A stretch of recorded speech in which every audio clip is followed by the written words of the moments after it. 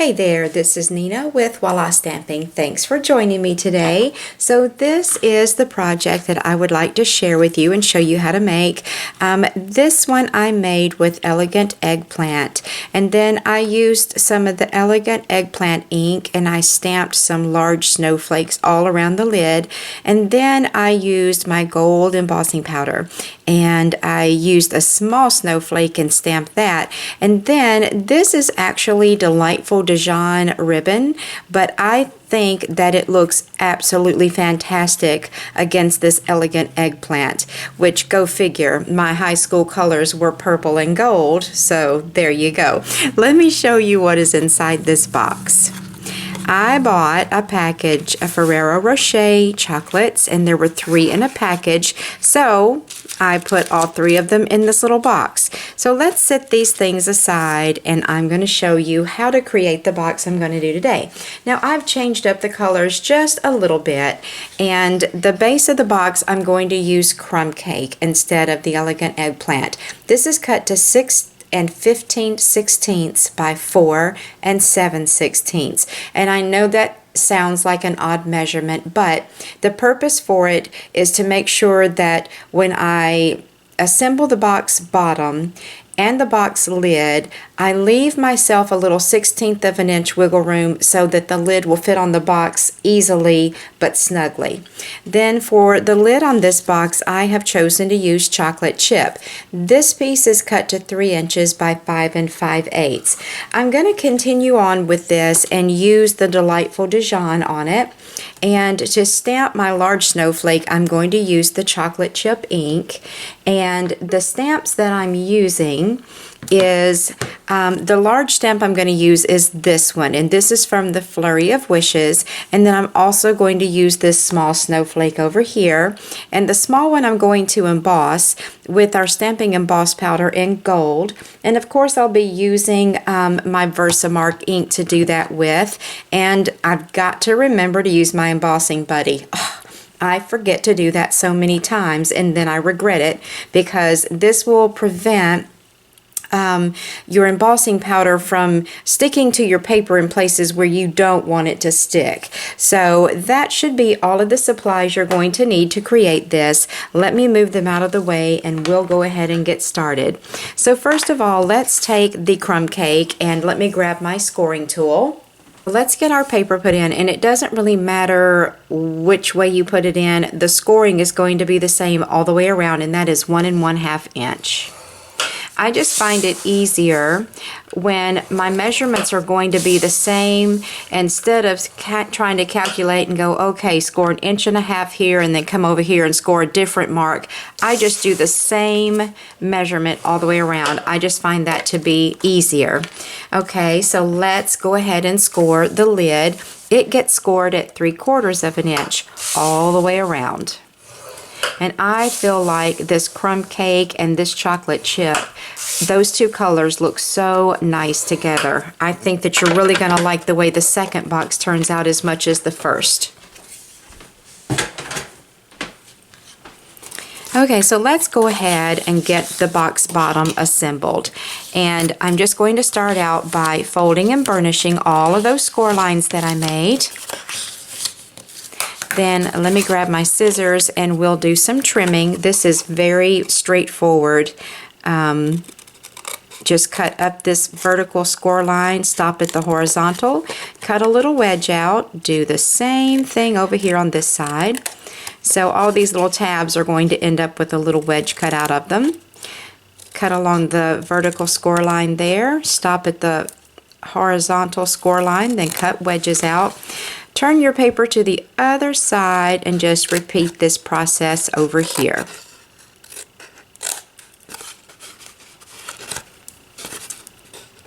And one last corner.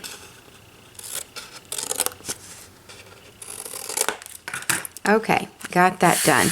Now I'm just going to use some fast fuse adhesive to assemble my box and get it stuck together. Just put a couple strips on each of these little tabs here. Alright. Then just fold that over and line your cut edge up with your You know, and I should have done, you guys, I really cut this backwards, and now I've got extra left over here. So let me snip this off, and then I'm going to cut these down. I forgot to do that. I apologize. Hope that wasn't confusing. Okay, get that folded over. Do the same thing on all four corners. Okay, so there's your box base put together. Let's go ahead and get our candies put in there. And they fit absolutely perfectly. Couldn't ask for a better fit.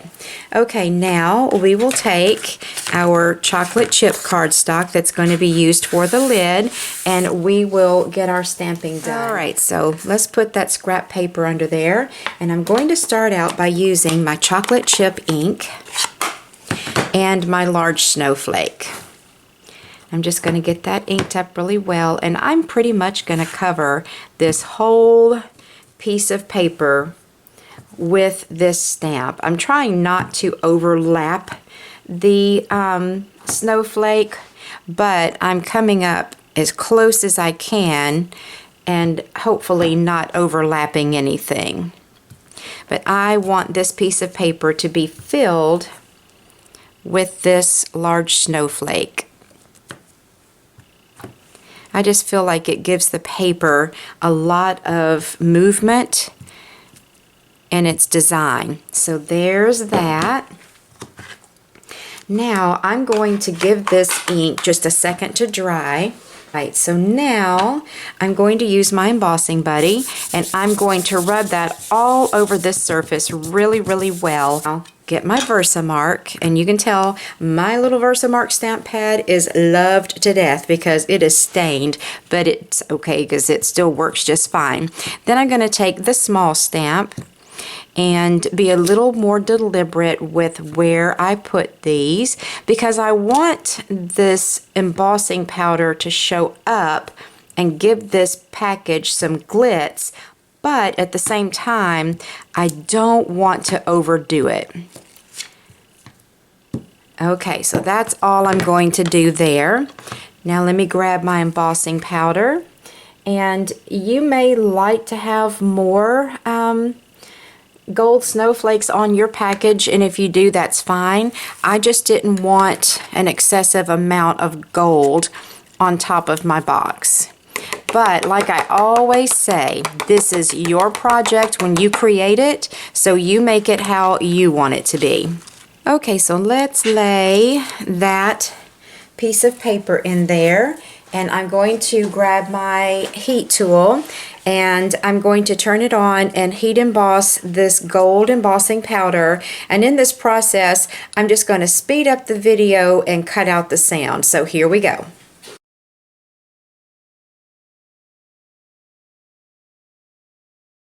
Okay, so it got that embossed. Is it not gorgeous? And see, even though I used my embossing buddy, there is a little bit of remnant of that embossing powder that decided to grab a hold of that chocolate chip ink, which I don't mind so much. It's to me, it gives the package just a little extra glitter, and I love glitter. So I'm not going to worry about the fact that a little bit of that embossing powder got on that chocolate chip ink. So now what you'll want to do is fold and score, or fold and burnish all of the score lines on the lid, and then just like we did the bottom, we are going to cut up these score lines and wedge out these little small tabs on the side. And you guys, I am so excited. I'm exhausted. You may be able to hear it in my voice, but I'm still so excited because we have been working like dogs trying to get my new craft room finished. As a matter of fact, when I get done with this tutorial, I'm going downstairs and I'm going to be laying some vinyl flooring down, and I will have my room completed this weekend. So one day next week I am going to do a tour, and show you my new craft room. Well, I say that I am. I'm still waiting on my cabinets to come in. Hopefully they'll be here Monday or Tuesday. So if that is the case, then one day next week I will definitely be doing a video and showing you my craft room. If my cabinets are not delivered by Monday or Tuesday, then it'll probably be the week following. But either way, it is coming to a close, and I am so very excited to show you all my craft room.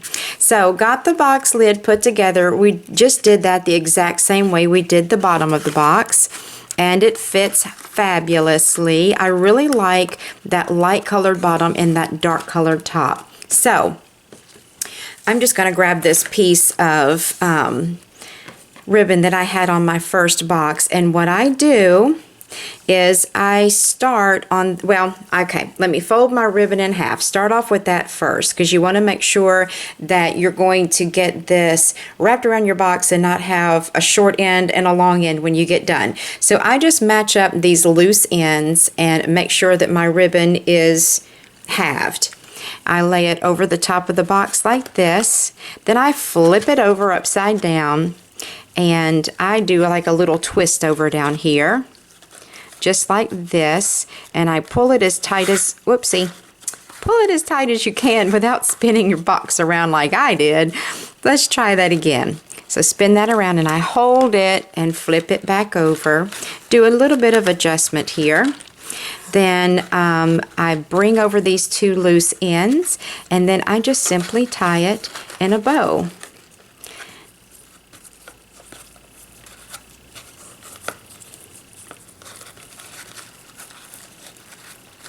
If I can. Come on, Nina, get that in there.